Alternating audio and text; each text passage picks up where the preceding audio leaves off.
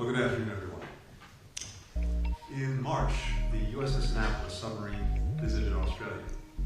Today, we're very pleased to welcome our Aussie friends to Annapolis, to our colleagues, to our partners, to our friends, Prime Minister Wong, Deputy Prime Minister Wong, Penny, Richard. Thank you for an incredible introduction today. We're so grateful not only to have you here, but we've had a really terrific session, the 34th AUSMIN that's been held between our countries. And of course, I'm particularly grateful to my friend and partner, Secretary Austin, also to our hosts here, including Vice Admiral Davis and the Naval Academy for the incredible hospitality today. If you'll forgive me before getting into what we discussed in Austin, I do want to say a few words about the Middle East. We continue to work intensely to de-escalate tensions in the Middle East and to prevent the spread of conflict. Over the past few days, we've been in constant contact with partners in the region and well beyond. In those conversations, we've heard a clear consensus. No one should escalate this conflict. We've been engaged in intense diplomacy with allies and partners, communicating that message directly to Iran. We communicated that message directly to Israel. Our commitment to Israel's security is ironclad. We will continue to defend Israel against attacks from terrorist groups or their sponsors, just as we'll continue to defend our troops. But everyone in the region should understand that further attacks only perpetuate conflict, instability, insecurity for everyone. And further attacks only raise the risk of dangerous outcomes that no one can predict and no one can fully control. It's urgent that everyone in the region take stock of the situation, understand the risk of miscalculation, and make decisions that will calm tensions, not exacerbate them. That's particularly true given the decisive moment that we're at in the ceasefire negotiations in Gaza. President Biden spoke today to President al-Sisi of Egypt and to Emir Tamim of Qatar. These are the two countries that, along with the United States, are mediating negotiations to reach a ceasefire, to get the release of hostages. As the leaders discussed, the negotiations have now reached a final stage, and they agreed on the urgency of bringing this process to closure.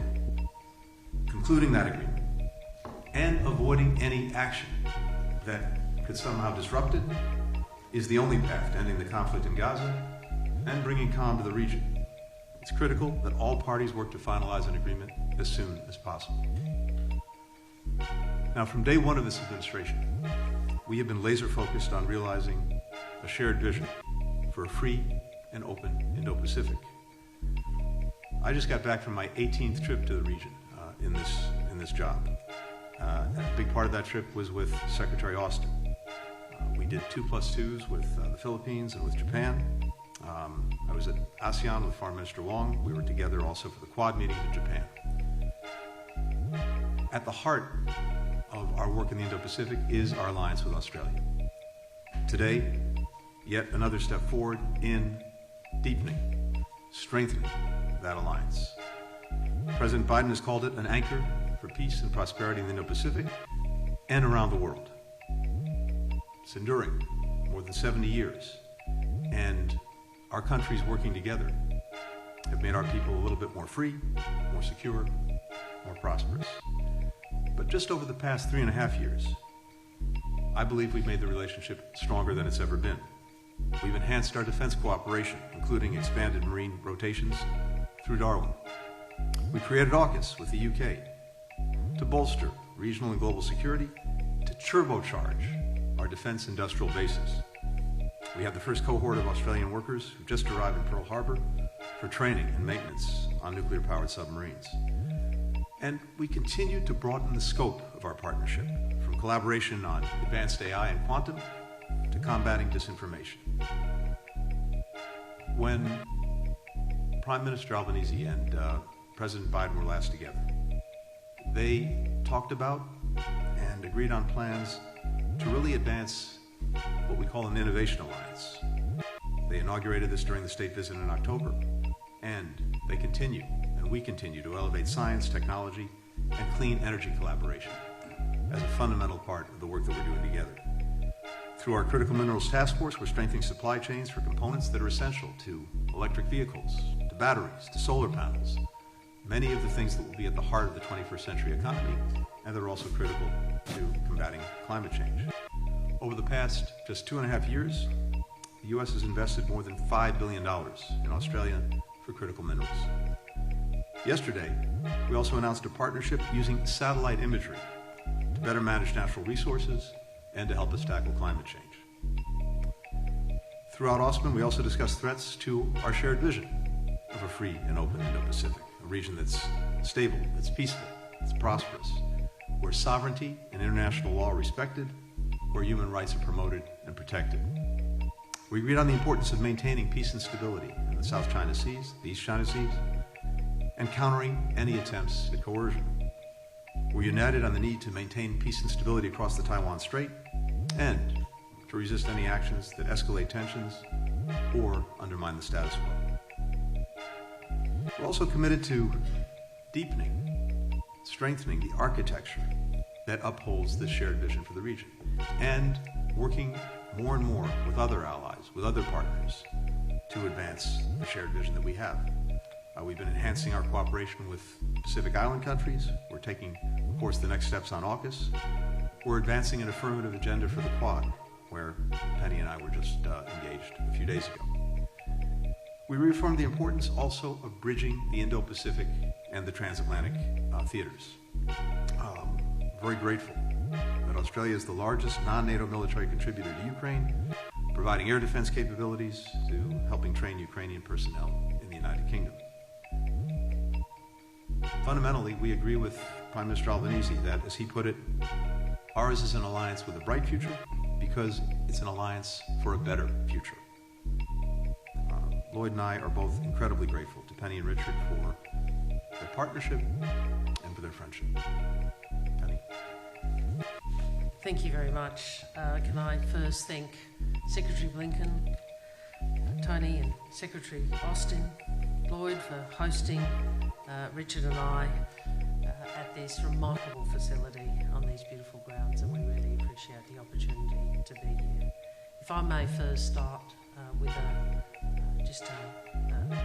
to reiterate and articulate Australia's support for what Secretary Blinken just said in relation to the Middle East. We again endorse what he has said, urging all to de-escalate. And like him, Australia also underlines the risks to all in the region of escalation and of miscalculation. Secretary Blinken said this is a decisive moment in terms of ceasefire, and we continue to add our voice to the support for the ceasefire outlined by President Biden and endorsed by the Security Council. This is our third AUSMIN together, and they have all been really warm, open, trusting engagements, and this one particularly so. It's been an opportunity in this meeting to continue strengthening our alliance, deepening our alliance, because what we want is an alliance that is always fit for the strategic circumstances that we face, which, as you all know, are increasingly complex and increasingly challenging. So I thank all of my colleagues for the transparent, constructive discussion we have had on so many substantial issues and the quality of that discussion. As Secretary Blinken's comments demonstrate, and as the joint statement makes clear, we have covered a lot of ground. Foremost in our discussion is how we work together to assure the character of the Indo-Pacific, an Indo-Pacific that is peaceful, open and prosperous, and working together on what that requires from all of us.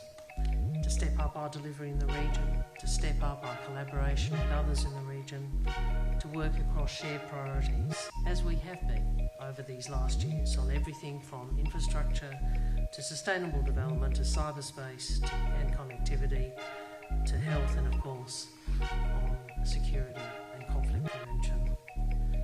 Each of us is combining all our elements of national power towards maintaining peace and deterring conflict. And together we work to ensure that no state ever concludes that the benefits of conflict in our region outweighs the costs. You would also have seen, as Secretary Blinken has said, we have made a range of other announcements which demonstrate the continuing broadening of our partnership. Yesterday, he and I endorsed the US framework to counter foreign state information manipulation. This is about an investment in the protection of democracy, one of the many things we share. And of course the establishment of the Australia-US Landsat-NICS partnership, which enhances cooperation on satellite imaging data collection. And of course our entry into the US Global Entry Program from next year. But really the primary point I wanted to emphasise in this conference was this. American leadership matters. American leadership has always mattered. And it remains vital today. It's vital for peace, for prosperity, in a free and open world. So we acknowledge and thank the United States of America for that leadership. We acknowledge and thank the US for the priority you place on allies and partners. Together we can do more, so much more, in the world. And in today's discussions we have seen what we share. We have seen the depth of our alignment. We have seen the depth of our strategic trust. And we have also seen the sincerity of our friendship. And I thank you for that. So thank you, Tony, and thank you, Lloyd. It's a privilege to work with you. Deputy Prime Minister Marles, Foreign Minister Wong, it's great to have you here with us in Annapolis. But before I talk about our progress today, I wanted to say just a few words about the tensions in the Middle East. The Department of Defense continues to take steps to lower temperatures in the region and to ward off regional escalation by Iran and its partners and proxies. Several U.S. service members were wounded yesterday in a rocket attack on Al-Assad Air Base in western Iraq. So make no mistake, the United States will not tolerate attacks on our personnel in the region.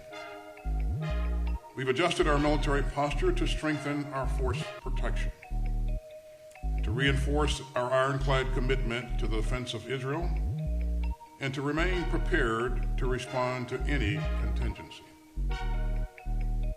To maintain our carrier strike group presence in the Middle East, I've ordered the USS Abraham Lincoln to replace the USS Theodore Roosevelt later this month.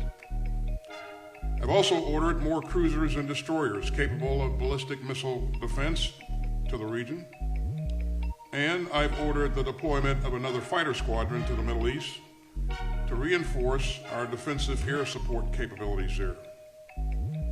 These posture adjustments add to our already broad range of capabilities in the region, and we remain ready to deploy on short notice to meet evolving threats to our security, our partners, or our interests. The United States remains intensely focused on de-escalating tensions in the region, and we're also focused on securing a ceasefire as a part of a hostage deal to bring all of the hostages home and to end the war in Gaza. Now, let me turn to our 2+2. Today's meetings have once again demonstrated the extraordinary strength of our unbreakable alliance with Australia.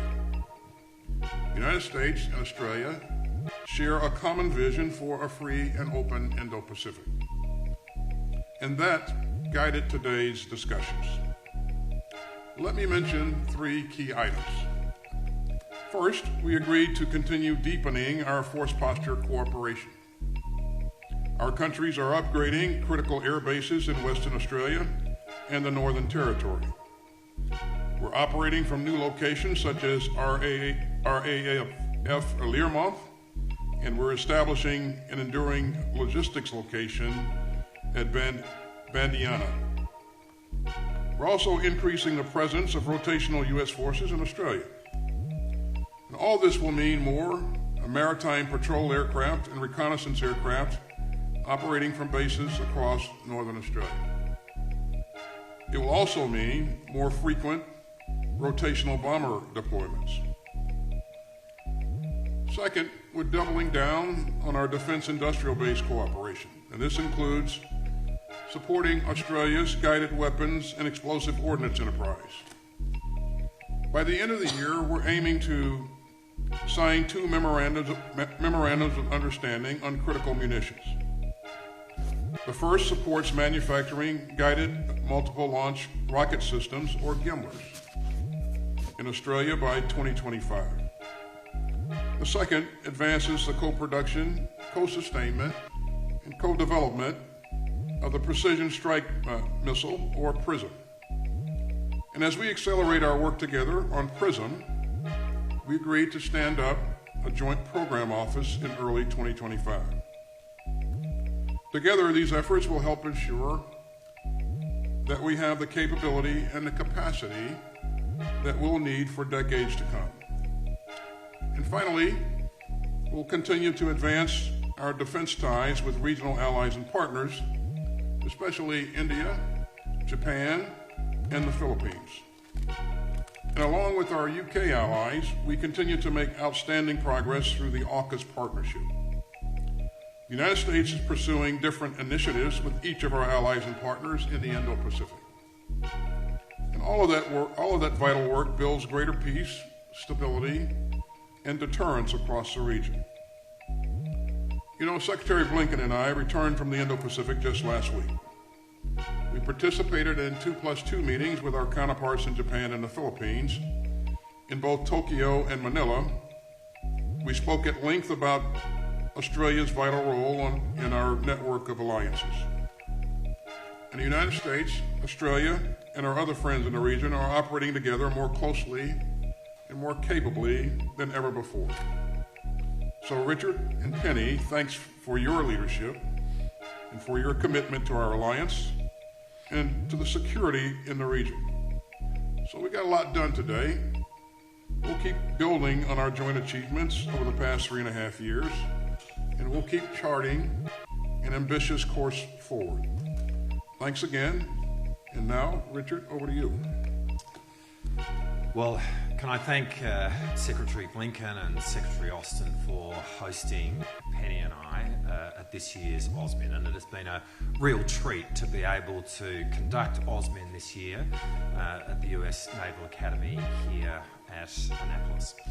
This is the 34th AUSMIN, and it's the third that we've undertaken as a group of 4. And when we reflect over the last 2 years, there have been huge achievements across 3 AUSMINs in advancing our alliance. We have seen today groundbreaking discussions in respect of a much greater collaboration between our defence industry bases, particularly in respect of the manufacture of guided weapons in Australia. As Lloyd said, we have committed to having an MOU by the end of this year for the co-assembly of GMLRS, guided land-based rockets, in Australia, with the intent of the beginnings of that manufacturing occurring next year. We've also agreed to pursue a memorandum of understanding in relation to the co-production of the Precision Strike Missile in Australia, with the standing up of a joint program office next year. Now, what this has seen is a much closer working of our defence industry bases, and the legislation that was passed through the Congress last year, with the complementary legislation that was passed through the Australian Parliament in March of this year, has given rise to a generational dream in establishing a seamless defence industrial base between Australia and America. And we continued in our discussions today to develop this. This is going to give enormous opportunities for Australian companies to participate and contribute to the supply chain here in the United States. And as part of this, we're seeing a much greater cooperation between our two defence innovation systems. And again, we have undertaken to establish a MOU of cooperation between the Defence Innovation Unit here in the United States and the Advanced Strategic Capabilities Accelerator in Australia. In relation to force posture, this year's AUSMIN has built on the last two in seeing a deepening of American force posture in Australia. Now, the heart of that is the marine rotation in Darwin, which is occurring as we speak. And in the next couple of years, we look forward to the establishment of the Submarine Rotational Force West in Perth. But American force posture now in Australia involves every domain: land, sea, air, cyber and space. And so we are seeing US Army watercraft, for example, engaging in Australia, and as Lloyd said, we've now seen a logistics base be established by the United States at Bandiana near Albury, and this is greatly going to enhance the United States' ability to operate in Australia. The presence of American force posture in our nation provides an enormous opportunity to work with our neighbours in the region. And as Penny and I move throughout the region and speak to our neighbours, there is genuine appreciation for the contribution that America is making to the stability and the peace of the Indo-Pacific region by its presence in Australia. But what this is doing is allowing us to do a much greater range of activities and operations and exercises with our partners, and we spoke about that today. With Japan, for example, where we've committed to doing a much greater amount of trilateral exercises between our three countries, but also doing more maritime domain awareness work, not only with Japan, but with the Philippines and with India. Finally, can I just add my thanks to Lloyd and Tony for their cooperation with Penny and I in advancing our alliance. We deeply appreciate it. We deeply appreciate the personal role that Lloyd and Tony have played in giving expression to American leadership in the world, which, as Penny said, deeply matters. Deeply matters in terms of promoting democratic values and human rights throughout the world. Deeply matters in terms of maintaining a global rules-based order, which is so important for Australia, which engages Australia's national interest deeply. And so I really want to say thank you for the partnership that we have been able to express on behalf of our nations. But at a personal level, I really want to say on behalf of Penny and I, thank you for the deep friendship that we have now built across this stage. Thank you. Thank you all. Our first question will go to Sean Tannen, Agency France Press. Thank you. Good evening. Mr. Secretary Blinken, if I could start to follow up on some of your comments on the Middle East. You mentioned it's a decisive moment right now for the ceasefire talks. Today, Hamas has appointed Sinwar as their new political head. Somebody who masterminded the October 7th attacks, somebody who, by most accounts, is hiding in tunnels. How does this bode for ceasefire talks? You also mentioned the consensus about how Iran should or should not respond. You spoke with the Jordanian foreign minister today. Do you think Jordan and other countries in the region are on board in potentially repelling or striking down any Iranian projectiles that may come? And if I can ask all of you, including our the Australian ministers, in the Indo-Pacific, a very different appointment today, Muhammad Yunus in Bangladesh.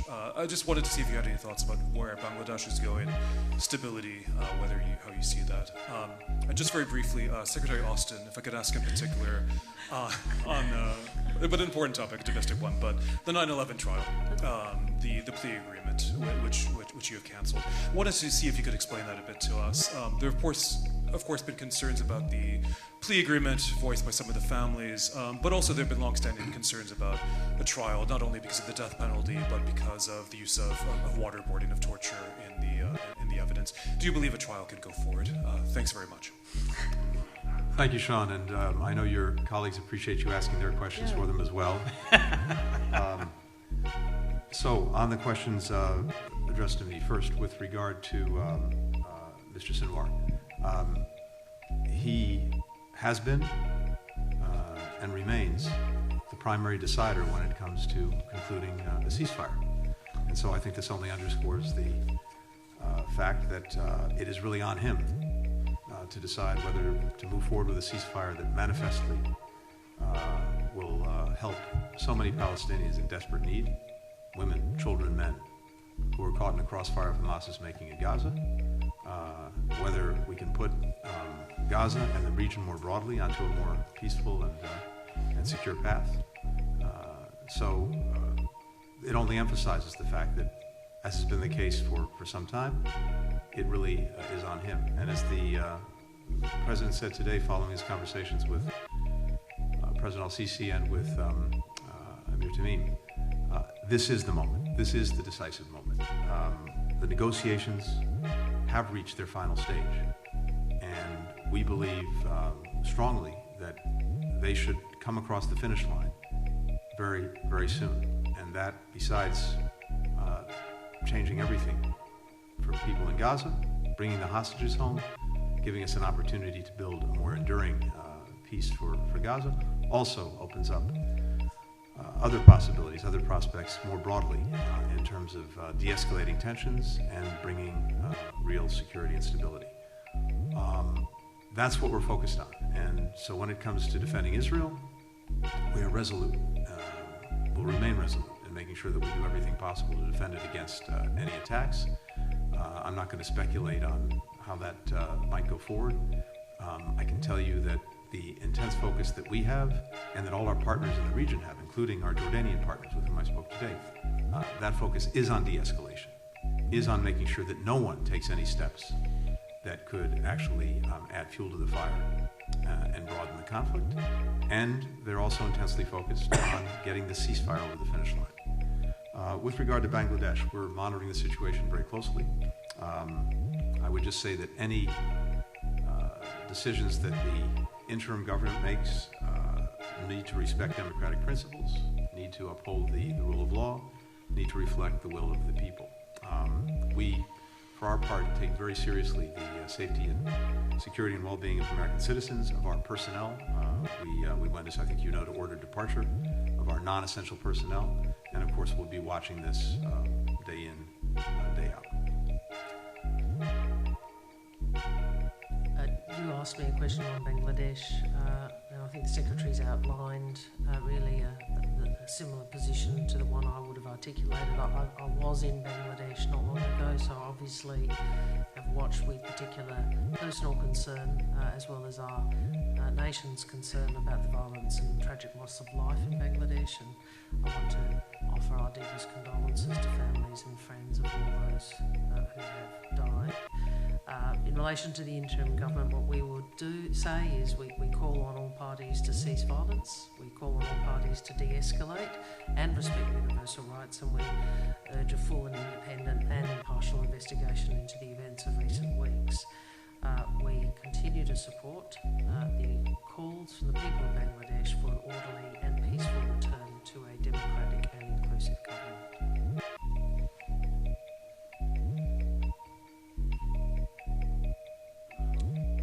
Yeah. He thinks he probably had your quota. Well, thanks for the question.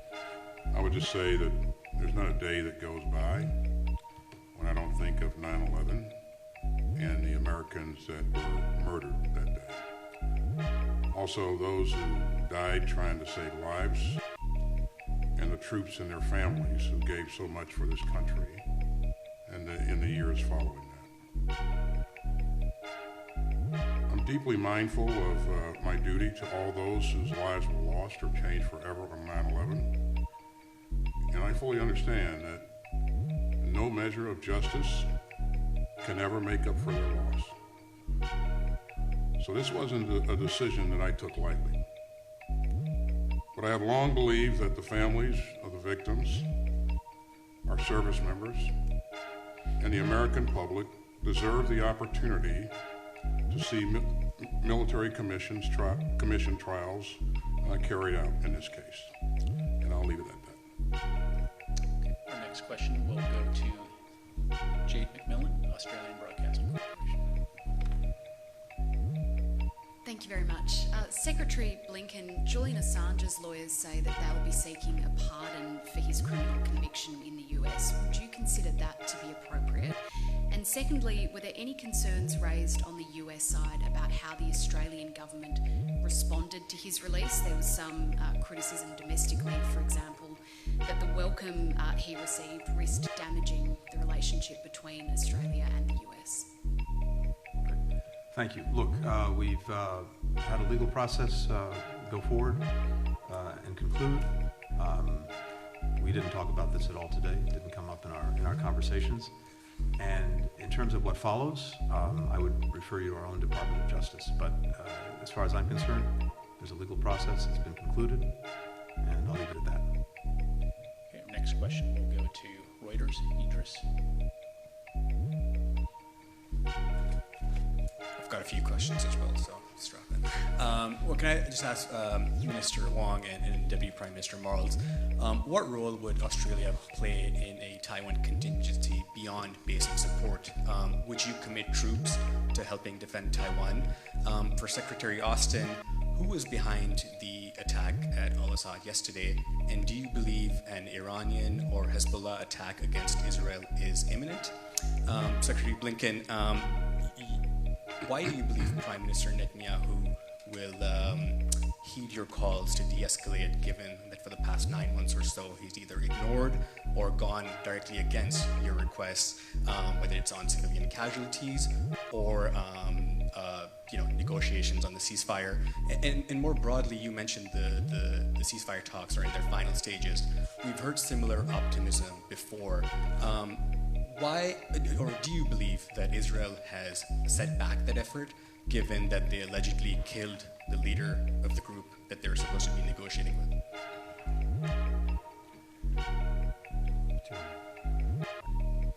Well, perhaps if I start and I'll hand over to Penny. I mean, the first point to make in respect of your first question is obviously we're not going to speculate about hypotheticals in the future. Our alliance is one where we are working closely together with the United States to deter conflict in the future. And that is where our focus and energy is at. And in that respect, our position remains one of supporting the status quo across the Taiwan Straits and not wanting to see any unilateral change to that status quo. Thanks, Idris. In terms of who was behind the attack on Al-Assad, we're sure that it was an Iranian-backed Shia militia group. Specifically, which group we're still investigating to determine that.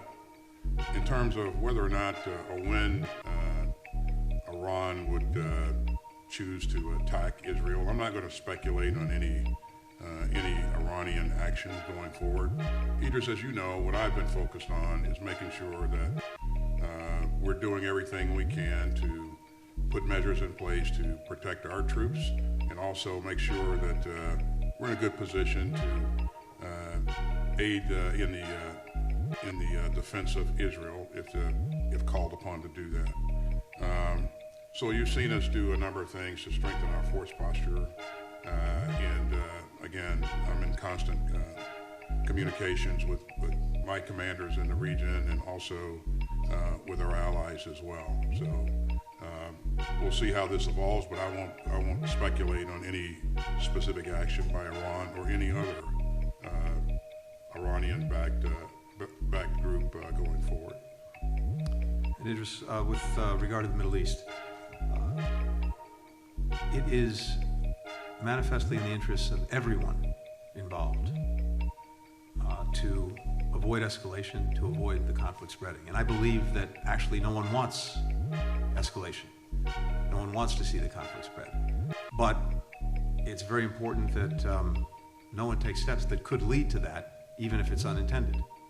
And that's why we've been engaged in this intense effort across the region and beyond to press everyone involved, including Israel, to avoid anything that could actually escalate the conflict. And again, it comes down to the fact that that's not where people want to go.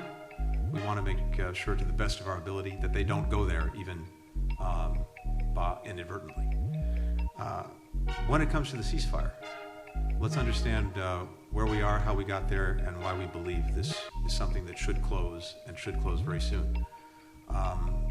Some weeks ago now, President Biden put before the world a proposal for the ceasefire, the release of hostages, a pathway to an enduring peace in Gaza. And the entire world rallied behind it. Country after country stood up in support of the proposal, culminated in a vote at the United Nations Security Council, 14-0, endorsing the proposal, indeed incorporating it into a resolution. We don't see the Security Council agreeing on much these days, but I think that reflects the fact that quite literally the entire world came out in support of it. And then it took some time, but Hamas, after a couple of weeks, agreed to support the proposal. So there's agreement on the framework. What we've been working on for the last few weeks are important details of how that is actually implemented. And there were some things that had to be negotiated in that process. That work has continued, even with the recent events in the region. And we believe, based on the work that's been done, based on the very practical issues that are at stake, that there is no reason that this should not be concluded, and concluded quickly. So this is really a time for all of the parties involved to close this out. No delays, no excuses, no reasons why we can't do something.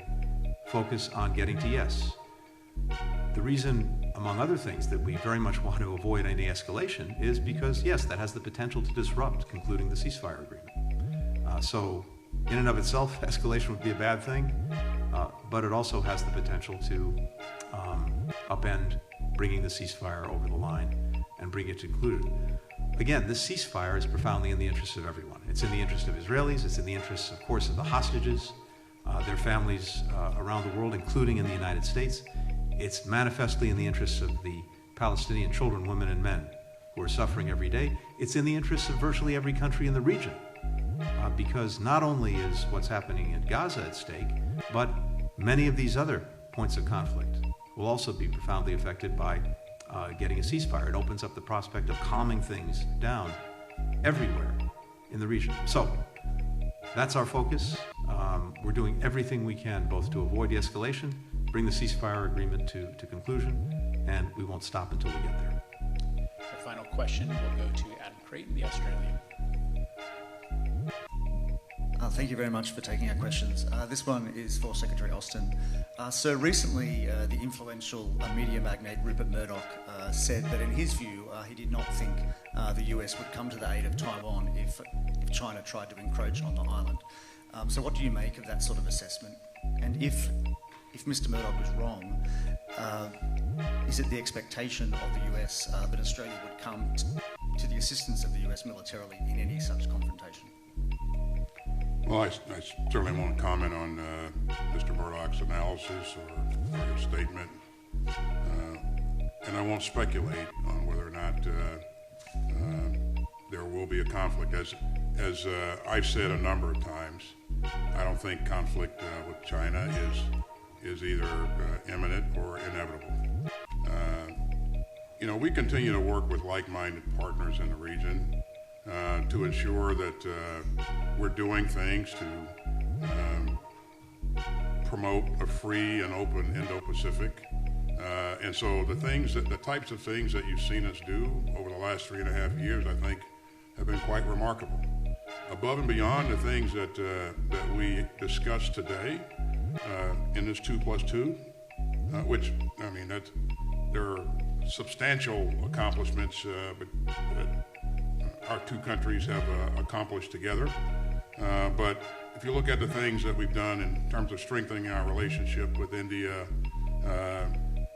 developing, helping the Philippines to modernize their military, bringing Japan and the ROK closer together, and seen us do a recent ministerial in Japan with Japanese Minister of Defense and the Minister of Defense from ROK. That's the first time that's ever happened. And so there's just so many things like that we have done in the region to work with others to ensure that we do in fact move things towards greater stability and security and promote that vision of a free and open Indo-Pacific. So again, I won't speculate on anyone's comments or whether or not there will be a conflict. I will just tell you that we'll continue to do to work with our allies and partners to make sure that we're moving things in the right direction, and that direction is towards greater stability and security. Ladies and gentlemen, this concludes our press briefing. Thank you very much for joining us today.